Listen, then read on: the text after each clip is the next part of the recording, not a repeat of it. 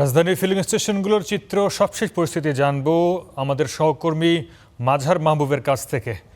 মাজহার, পাম্পগুলোর তেল সরবরাহ পরিস্থিতি কেমন দেখছেন? স্বাভাবিক হতে কত সময় লাগতে পারে? আর যারা দীর্ঘ অপেক্ষায় আছেন তাদের কার সাথে কথা হয়েছে কিনা, কি বলছেন তারা, জানাবেন বিস্তারিত। রাজধানীর তেলের পাম্পগুলোতে আজকে সকালবেলার চিত্র যদি এখনো পর্যন্ত বলি, কারণ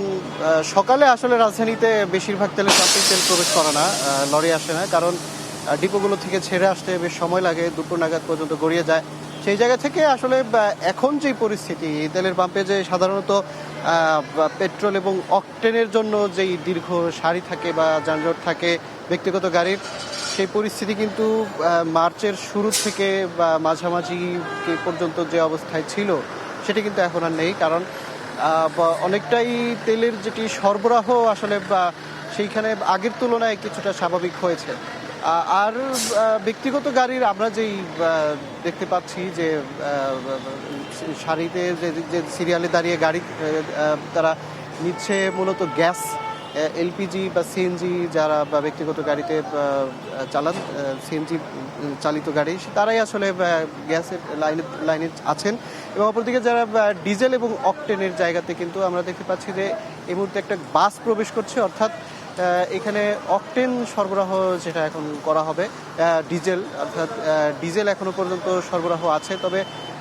অকটেন এবং পেট্রোলের লরি আমরা পাম্পের সঙ্গে কথা বলে, পাম্প কর্তৃপক্ষের সঙ্গে কথা বলে যেমনটা জানতে পেরেছি যে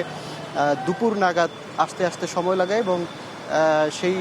তাদেরকে যেই পরিমাণ অকটেন পেট্রোল সরবরাহ করা হয় সেটি কিন্তু আবার রাতের মধ্যেই শেষ হয়ে যায়, অর্থাৎ সকাল থেকে দুপুর পর্যন্ত এই সময়টাতে অকটেন একেবারেই সরবরাহ করতে পারে না রাজধানীর বেশিরভাগ তেলের পাম্পগুলোতে। তবে এই সময়ে আসলে যেই যানবাহনের সারি আমরা মার্চের শুরুর দিকে দেখেছিলাম, এপ্রিলের শুরুতে এসে কিন্তু আমরা সেই পরিমাণ দেখছি না, কারণ এই যদি সার্বিক চিত্র বলতে হয় যে যতটুকু তেল সরবরাহ করা হচ্ছে সেই জায়গা থেকে যারা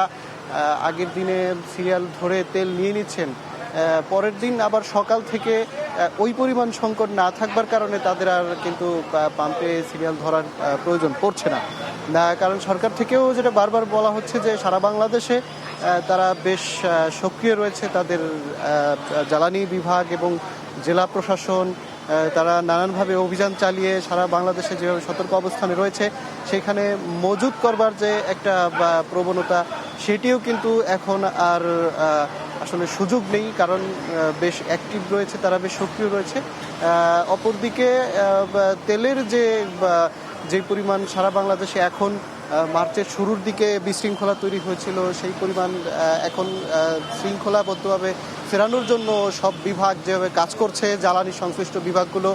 সেখানে আসলে তারা নিয়ন্ত্রণে আনবার যে প্রচেষ্টা সর্বোচ্চ সেটি চালিয়ে যাচ্ছে বলেই কিন্তু আসলে তেলের যেই বিশৃঙ্খল পরিস্থিতি সেটা অনেকটাই কাটিয়ে এসেছে। এই ছিল